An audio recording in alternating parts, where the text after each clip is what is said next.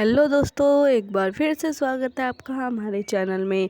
आज हम पढ़ने जाने हैं जल संसाधन ज्योग्राफी का चैप्टर 6 वाटर रिसोर्सेज। जल संसाधन के मोस्ट इम्पोर्टेंट क्वेश्चन आंसर। तो चलिए अपनी वीडियो को शुरू करते हैं। वीडियो को शुरू करने से पहले अगर आपको हमारी वीडियो पसंद आती हो तो लाइक कीजिएगा, शेयर कीजिएगा और हमारे चैनल को सब्सक्राइब करना बिल्कुल मत भूलिएगा।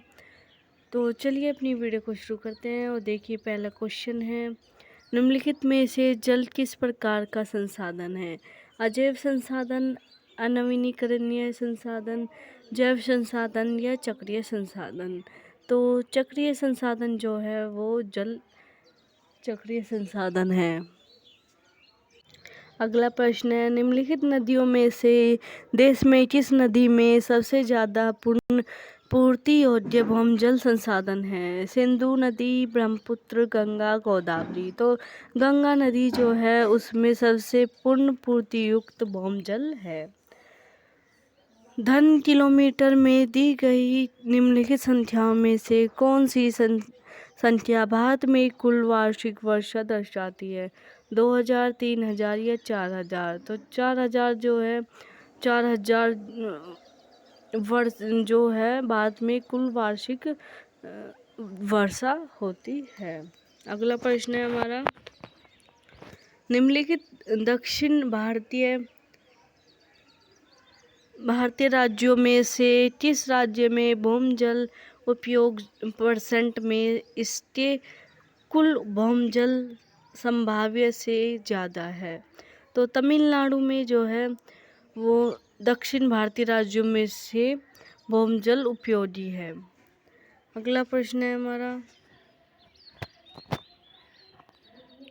देश में प्रयुक्त कुल जल का सबसे अधिक समानुपात निम्नलिखित सेक्टरों में से किस सेक्टर में होता है? सिंचाई, उद्योग, घरेलू उपयोग या इनमें से कोई नहीं? तो सिंचाई में जो है उसमें से सबसे अधिक समान अनुपात सेक्टरों में जो है इसका उपयोग होता है जल में। तो देखिए अगला क्वेश्चन है हमारा, 30 शब्दों में इसके उत्तर देने हैं। यह कहा जाता है कि भारत में जल संसाधनों में तेजी से कमी आ रही है। जल संसाधनों की कमी के लिए उत्तरदायी कारकों की विवेचना कर रही है। तो जो जल संसाधन के लिए उत्तरदायी कारक हैं वो क्या है? भारत में तेजी से बढ़ती जनसंख्या जो है, जल की प्रति व्यक्ति उपलब्धता दिन प्रतिदिन कम होती जा रही है। साथ ही उपलब्ध जल संसाधन औद्योगिक, कृषि और घरेलू उत्पादकों में से जो प्रदूषित होता जा रहा है। इस कारण उपयोगी जल संसाधनों की उपलब्धता कम होती जा रही है। अगला क्वेश्चन है हमारा, पंजाब, हरियाणा और तमिलनाडु राज्यों में सबसे अधिक भौम जल विकास के लिए कौन से कारक उत्तरदायी हैं? पंजाब और हरियाणा और तमिलनाडु? तो पंजाब, हरियाणा तथा तमिलनाडु राज्यों में भौम जल विकास सबसे अधिक इसलिए संभव हुआ है क्योंकि इन प्रदेशों में कृषि के अंतर्गत उगाई जाने वाली फसलों को सिंचाई की आवश्यकता होती है। हरित क्रांति की शुभारंभ भी इन्हीं राज्यों से हुई थी। साथ ही भौम जल की मात्रा भी इन राज्यों में सर्वाधिक है। अगला प्रश्न है, देश में कुल उपयोग के गए जल में कृषि का हिस्सा कम होने की संभावना क्यों है? धीरे धीरे सही भारत में औद्योगिकरण का स्तर बढ़ रहा है तथा कृषि क्षेत्र कम हो रहा है। नगरों के समीप भूमि पर कृषि के अलावा अनेक गतिविधियां, भूमि के उपयोग बढ़ने से कृषि भूमि सिकुड़ती जा रही है। अतः भविष्य में जो जल का उपयोग है वो भी कृषि की अपेक्षा अन्य आर्थिक गतिविधियों में बढ़ने की संभावना है। अगला प्रश्न है, लोगों पर सुदूषित जल, गंदे पानी के उपयोग के क्या संभव प्रभाव हो सकते हैं? तो विश्व बैंक और विश्व स्वास्थ्य संगठन WHO के आंकड़ों से स्पष्ट होता है कि भारत में जो 1/4 संक्रमण रोग है वो जल जनित हैं, जल से ही होते हैं। प्रदूषित जल से उत्पन्न होने वाली बीमारियां अतिसार, पीलिया, हैजा, रोहा, आंतों की कमी आदि जो है दूषित जल से होते हैं। अगला प्रश्न है, निम्नलिखित जो है ये प्रश्न 150 शब्दों में इनका उत्तर देना है। भारत में जल संसाधनों की उपलब्धता की विवेचना कीजिए और इसके स्थानिक वितरण के लिए उत्तरदायी निर्धारित करने वाले कारण भी बताइए। तो देश में जल संसाधनों की उपलब्धता के 4 मुख्य स्रोत हैं। क्या है? नदियाँ, झीलें, तलैया, तालाब। यह जल वर्षण की विविध रूप से प्राप्त होते हैं। देश में एक वर्ष में वर्षण से प्राप्त कुल जल राशि की मात्रा लगभग 4000 घन किलोमीटर है। धरातलीय जल और पुनः पूर्ति योग्य भौम जल से 1869 किलोमीटर जल की उपलब्धता है, जिसका केवल 60% अथवा 1122 घन किलोमीटर ही लाभदायक उपयोग किया जा सकता है। भारत में होने वाली वर्षा में अत्यधिक सामयिक व स्थानिक विभिन्नता पाई जाती है। कुल वर्षा का अधिकांश भाग मानसून मौसम तक संकेंद्रित है। गंगा, ब्रह्मपुत्र व बराक नदियों के जल ग्रहण क्षेत्रों में अपेक्षाकृत अधिक वर्षा होती है, जो कि भारत का 1/3 क्षेत्रफल है। किंतु यहाँ पर जो है कुल धरातलीय जल संसाधनों का 60% जल ही पाया जाता है। दक्षिण भारतीय नदियाँ जैसे गोदावरी, कृष्ण व कावेरी व जल का अधिकतर प्रवाह होता है, भाग उपयोग में लाया जाता है यहाँ पर, जबकि गंगा व ब्रह्मपुत्र नदी घाटियों में अभी संभव नहीं हुआ है। नदी में जल प्रवाह उनके जल ग्रहण क्षेत्र के आकार तथा उसके जल ग्रहण क्षेत्र में हुई वर्षा पर निर्भर करता है। भारत में नदी व उनके सहायक नदियों की कुल संख्या 10,360 है। इसमें जो है 1869 घन किलोमीटर वार्षिक जल वर्षा होती है। प्रवाह होने का अनुमान है, जिसका केवल 32% अर्थात 690 घन किलोमीटर जल का ही उपयोग किया जा सकता है। अगला प्रश्न है, जल संसाधनों का ह्रास सामाजिक द्वंद्वों और विवादों को जन्म लेते हैं। इसे उपयुक्त उदाहरण सहित समझाइए। जल संसाधन का ह्रास सामाजिक द्वंद्वों और विवादों का जन्म देता है, इसको उदाहरण सहित समझाना है। तो जल एक नवीनीकरण चक्रीय प्राकृतिक संसाधन है।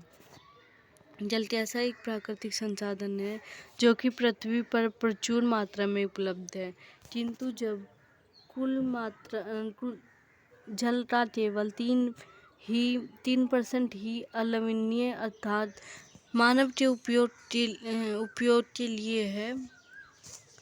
शेष जो 97% जल है लवण युक्त अथवा खारा पानी है, जो केवल नौ संचालन व मछली पकड़ने के अलावा मानव के लिए प्रत्यक्ष उपयोग में नहीं आता।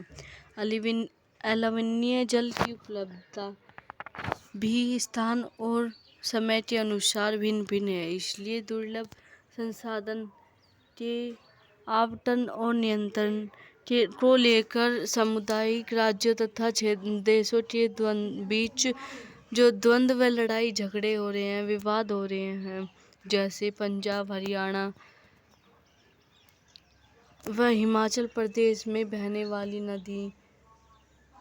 नदी और के जल बंटवारे को लेकर विवाद हो रहे हैं।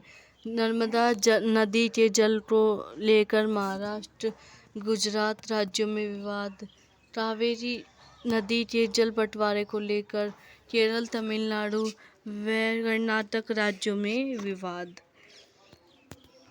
जनसंख्या के बढ़ने के साथ साथ जल की प्रति व्यक्ति उपलब्धता दिन प्रतिदिन कम होती जा रही है। उपलब्ध जल जो है औद्योगिक, कृषि व घरेलू निस्सरणों से प्रदूषित होता जा रहा है। जल उपयोगी शुद्ध जल जो है संसाधनों की उपलब्धता सीमित होती जा रही है। जल संभार प्रबंधन क्या है? क्या आप सोचते हैं कि यह सतत पोषण विकास में एक महत्वपूर्ण भूमिका अदा कर सकता है?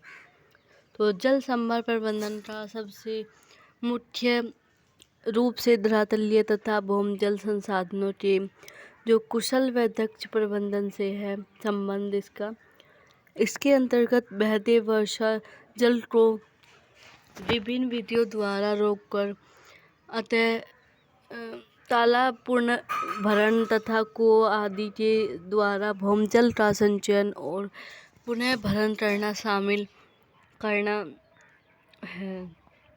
जल संभार प्रबंधन का उद्देश्य प्राकृतिक जल संसाधनों और समाज की आवश्यकताओं के बीच संतुलन स्थापित करना है। कुछ क्षेत्रों में जल संभार विकास परियोजनाएं पर्यावरण और अर्थव्यवस्था का कायाकल्प करने में सफल हुई हैं। जैसे हरियाली केंद्र सरकार द्वारा प्रवर्तित जल संभार विकास परियोजना है, जिसका उद्देश्य ग्रामीण जनसंख्या को पीने, सिंचाई, मत्स्य पालन और वन रोपण के लिए जल संभार विधि से जल का संरक्षण करना है। तो यह जो परियोजनाएं हैं लोगों के सहयोग से ग्राम पंचायतों द्वारा निष्पादित की जा रही हैं। और नीरू जल और आप यह कार्यक्रम आंध्र प्रदेश में तथा अरवारी पानी संसद अलवार राजस्थान में लोग के सहयोग से चलाई जा रही हैं, जिसमें जल संग्रहण के लिए संरचनाएं जैसे अंतःस्रवण ताल जोड़ की खुदाई की गई है, रोक बांध बनाए गए हैं। तमिलनाडु में घरों में जल संग्रह संरचना का निर्माण आवश्यक बना दिया गया है। महाराष्ट्र के अहमदनगर जिले में स्थित रालेगन सिद्धि एवं छोटा सा गांव है। यह पूरे देश में जल संभार विकास का एक जीवंत उदाहरण है। देश में लोगों को जल संभार विकास प्रबंधन के जो लोग को बताकर इसमें जागरूकता पैदा करके जल की उपलब्धता को सतत पोषणता के विकास से जोड़ा जा सकता है, क्योंकि जल है तो कल है। तो दोस्तों ये थे हमारे मोस्ट इम्पोर्टेंट क्वेश्चन आंसर जल संसाधन के ऊपर। तो अगर आपको हमारी वीडियो पसंद आई हो तो लाइक कीजिएगा, शेयर कीजिएगा, हमारे चैनल को सब्सक्राइब करना बिल्कुल मत भूलिएगा। तो मिलते हैं अपनी अगली वीडियो में, तब तक के लिए बाय।